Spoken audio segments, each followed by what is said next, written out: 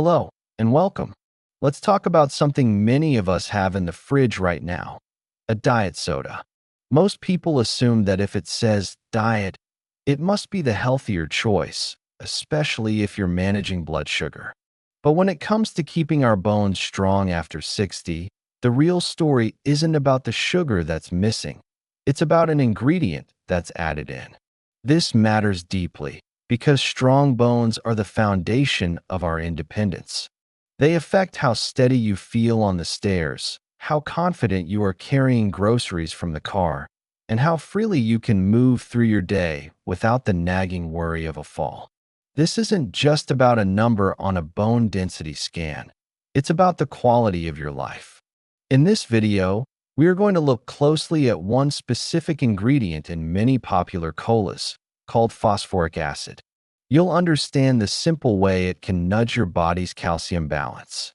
We'll establish a sensible weekly limit for these drinks, and I'll give you some wonderful, bubbly alternatives that are much kinder to your bones. Please, stay with me to the end for the one key nutrient you can add to your diet that directly helps counteract this effect, and a very quick self-check to understand your own personal risk. I promise, there will be no scare tactics here, just a clear look at what large studies suggest versus what they don't, and practical advice on when a conversation with your doctor might be a good idea. I know how overwhelming it can be to navigate all the health advice out there. If you're looking for clear, calm, science-backed guidance for your health after 60, I hope you'll consider subscribing. We're building a community here, and I'd love for you to share in the comments. What's one health topic you wish was explained more simply? Your questions help us all learn. Let's begin with the number 5 reason to perhaps rethink a daily diet cola habit. It's not about the artificial sweeteners or the calories, but about a specific additive that gives colas their signature tangy flavor. This is the phosphoric acid puzzle. If you look at the ingredient list on a can of cola, diet, or regular, you will almost always see phosphoric acid listed. It's there to provide a sharp, acidic bite that balances the sweetness. Our bodies absolutely need phosphorus. It's the second most abundant mineral in our bodies and a critical component of bones, teeth, and our very DNA. The problem isn't phosphorus itself, but the form and the massive quantity of it we get from these drinks, completely disconnected from other nutrients. The central mechanism to understand is balance. Your body works tirelessly to keep the levels of calcium and phosphorus in your blood in a very precise ratio. Think of it like a perfectly balanced seesaw. When you drink a beverage loaded with phosphoric acid, you're essentially adding a lot of weight to the phosphorus side of the seesaw. To keep things from tipping over, your body has to add more weight to the calcium side. And where does it get that extra calcium quickly? It borrows it from the most convenient source available, your bones. Here's a scenario many of you might recognize. You switched to diet colas years ago to be healthier, perhaps to manage your weight or blood sugar. An ice-cold diet cola in the afternoon has become your little ritual, a harmless pick-me-up. You're not thinking about bone health at all in that moment. But this daily habit is what can contribute to a subtle, long-term imbalance. The first practical step is simply to become a label detective. This issue is primarily about colas, the dark-colored sodas. Most clear or citrus-flavored sodas, like lemon lime or ginger ale, typically use citric acid for tartness. Citric acid does not have the same disruptive effect on your body's calcium and phosphorus regulation. So, the first step is awareness. The next time you're at the store, just take a moment to compare the labels. You might be surprised. This brings us to our fourth point, a deeper dive into the calcium connection and exactly how your body borrows from your bones. This process is one of the most elegant and crucial survival mechanisms our body has. The amount of calcium circulating in your blood has to be kept within an incredibly narrow range. It's non-negotiable. This is because blood calcium is essential for your nerves to fire correctly, for your heart to beat steadily, and for your muscles to contract. If that level drops too low or shoots too high, it's a medical emergency. So, when your body senses a flood of phosphorus from a source like a cola, it recognizes this as a potential threat to that delicate calcium balance. In response, a small gland in your neck called the parathyroid gland releases a messenger known as parathyroid hormone or PTH. You can think of PTH as a master key. Its job is to unlock the body's calcium reserves to bring the blood level back to normal. The largest calcium reserve, your calcium bank, is your skeleton. PTH signals to your bones to release a small amount of calcium into the bloodstream. At the same time, it tells your kidneys to hold on to calcium instead of excreting it, and it helps your intestines absorb more calcium from your food. It's a beautifully coordinated system. However, if this happens day after day, year after year, these small, frequent withdrawals from your bone bank start to add up. If you're not depositing enough new calcium from your diet, the bank account, your bone density, can slowly but surely decline. Imagine this very common situation. You're diligent about taking your daily calcium and vitamin D supplement, but perhaps you wash it down with a diet cola at lunchtime. You're doing something good for your bones, but at the very same time, you're introducing something that asks your body to counteract it. It can become a one step forward, one step back situation. A very practical tip here is to be mindful of timing. Try to separate your cola consumption from your main calcium sources. If you have a glass of milk or a yogurt for breakfast, or take your calcium supplement then, wait a few hours before having a soda. Give your body an unobstructed window to absorb and use that vital calcium. For women over 50 and men over 70, the general recommendation is to aim for a total of 1,200 milligrams of calcium per day from both food and supplements combined. If you have been diagnosed with osteopenia or its more serious progression, osteoporosis, paying attention to this delicate balance becomes even more critical for protecting the bone you have. Now, before we move on, I want to take a moment to bust a very persistent myth that often comes up in this conversation. The myth is that it's the carbonation in sodas that leaches calcium from your bones. You hear it all the time, the fizz is bad for you. This is simply not supported by good science. The bubbles in a drink are created by dissolving carbon dioxide gas in water, which forms a very weak acid called carbonic acid. It's what gives seltzer and sparkling water their tingly sensation. Multiple large, well-conducted studies have looked at this question and have found no link between consuming plain carbonated water and having lower bone density or a higher fracture risk. The body handles this weak acid with no trouble at all. So, if you enjoy a simple seltzer, a club soda, or a glass of unflavored sparkling mineral water, please continue to do so without worry. It's an excellent way to stay hydrated and can be a fantastic replacement for sugary drinks or colas. The problem isn't the bubbles. The problem, as we've been discussing, is the added phosphoric acid found specifically in most colas. So, the key takeaway is this: fizz is fine. It's the phosphate you need to be mindful of. This leads us right into our third point: the overall acidity factor and the quiet strain it can place on your kidneys and bones. Our bodies are masters of maintaining a stable internal environment, and that includes a very precise pH balance in our blood, which is slightly alkaline. Your body has several buffer systems in place to neutralize the acids that are a natural byproduct of metabolism and the foods we eat. Your lungs and your kidneys are the main players here. However, a diet that is consistently high in acid-forming foods and drinks can create what's known as a higher dietary acid load. Think of it as giving your body's buffering systems a lot more work to do, day in and day out. When the workload gets too heavy, the body calls in reinforcements.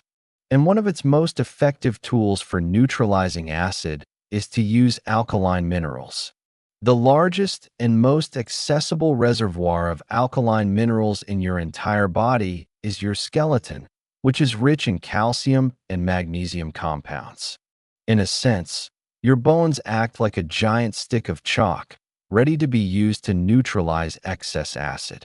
A little bit of this process is perfectly normal, but a chronic, low-grade demand caused by a daily habit, like drinking a highly acidic beverage, can contribute to a slow, steady loss of these essential minerals from your bones over the long term. You might experience this in ways you'd never connect to your diet.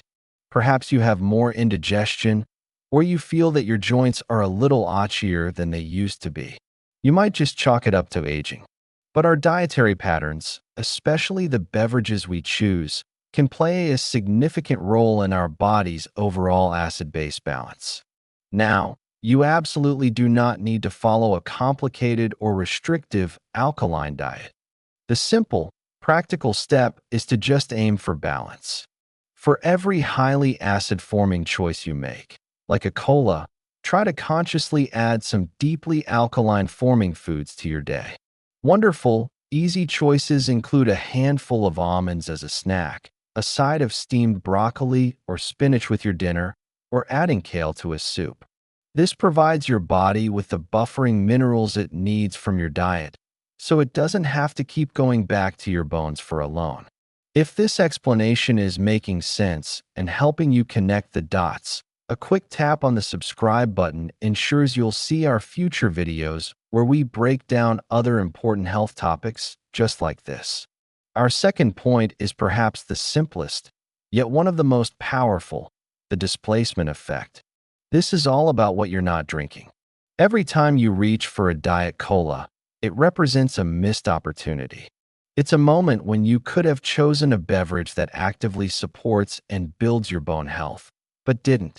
When that glass is filled with soda, it can also be filled with a glass of calcium and vitamin D fortified milk. It can't be a glass of fortified orange juice or a soy milk latte.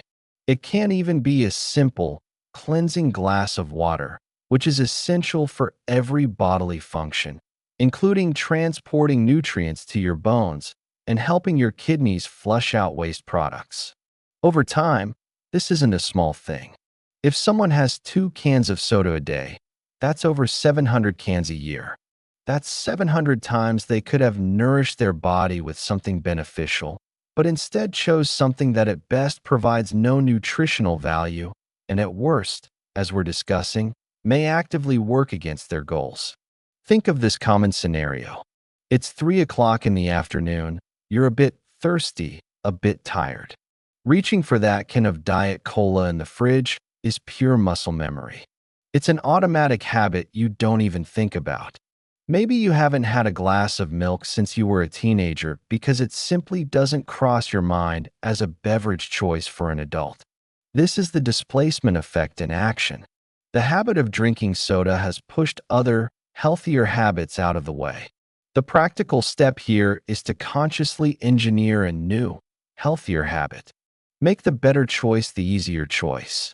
Tonight, before you go to bed, put a pitcher of fresh water with lemon slices or some cucumber and mint in the fridge. Or brew a quart of your favorite herbal or green tea, let it cool, and put it in a pitcher. Place it on the top shelf, right at the front. When that afternoon thirst hits tomorrow, the beautiful, inviting pitcher will be the first thing you see, not the cans of soda tucked away in the back. Another fantastic, bone-building swap is a smoothie made with plain Greek yogurt or kefir, which provides a powerhouse of calcium, protein for bone structure, and probiotics for gut health. And this brings us to the number one, most important reason to be mindful of a cola habit: the cumulative impact. This is where it all comes together. One Diet Cola on a hot day is not going to damage your skeleton. The human body is incredibly resilient.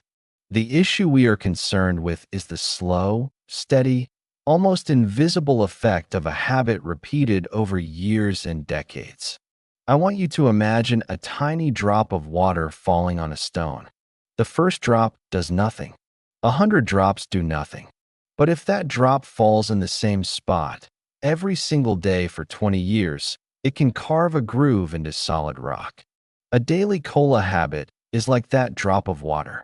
Each day, it places a tiny, almost immeasurable demand on your body's calcium balancing system. On its own, it's insignificant.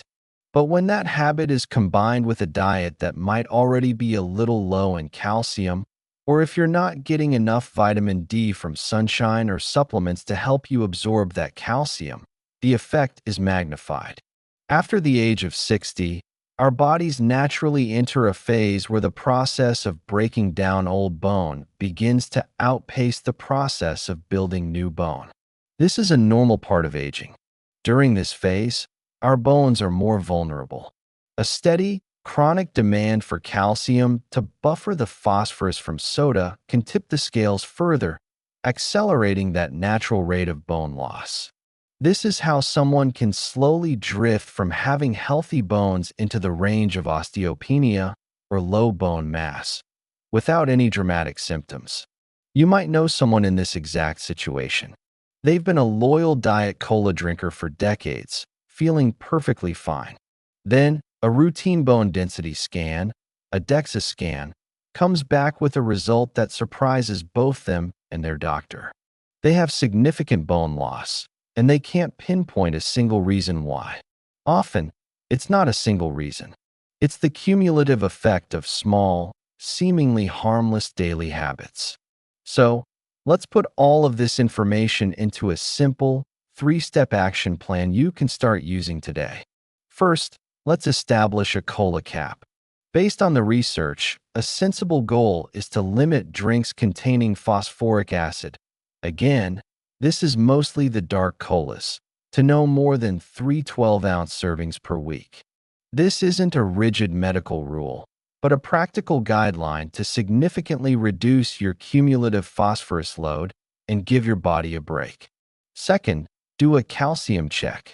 Actively work to ensure you're getting that target of 1,200 milligrams of calcium each day from your diet first, and then supplements if needed. Excellent food sources are dairy products like milk, yogurt, and cheese. But there are many others: canned sardines or salmon with the soft bones, tofu made with calcium sulfate, fortified plant milks like almond or soy, and dark leafy greens. And please, do not forget its essential partner, vitamin D. It acts like a gatekeeper, allowing calcium to be absorbed from your gut into your bloodstream. Most adults over 60 need at least 800 to 1,000 international units of vitamin D daily. Your doctor can check your level with a simple blood test. Third, make this smart swap. This is where you can have fun and find new favorites. Actively replace colas with bubbly drinks that are friendly to your bones. My top recommendations are plain sparkling mineral water. Many brands are naturally rich in calcium and magnesium. You can also try seltzer with a splash of 100% cranberry or pomegranate juice for flavor and antioxidants. Or, my personal favorite, a homemade iced green tea spritzer. Just mix chilled green tea with some plain sparkling water and a slice of lemon. The most important takeaway today is not to panic or feel you must banish your favorite drink forever. It is about understanding the balance. The phosphoric acid in colas can, over the long term, create a subtle but persistent tug-of-war with your body's calcium stores. Your goal for this week is not perfection. It's simply awareness. When you're at the grocery store, take 30 seconds to read the ingredient label. Try one of the smart swap ideas just once. Notice how you feel. These small, conscious adjustments are what protect the strong, reliable frame that allows you to walk with confidence, to play with your grandchildren, to garden, and to live a full and independent life. You are protecting your future mobility one sip at a time. To help you learn more, I will link to some easy-to-read sources from trusted health organizations in the description below this video. Now, I'd love to hear from you. What is one small change you might try this week after watching this? Will it be checking the label on your favorite soda, trying a sparkling mineral water, or adding an extra glass of milk to your day? Please share your first step in the comments below. Reading through each other's plans and ideas is a wonderful way for all of us to stay inspired. If you found this video clear and helpful, please give it a thumbs up and consider sharing it with a friend who might also benefit from this information. Thank you so much for your time and attention today. I look forward to seeing you in the next video.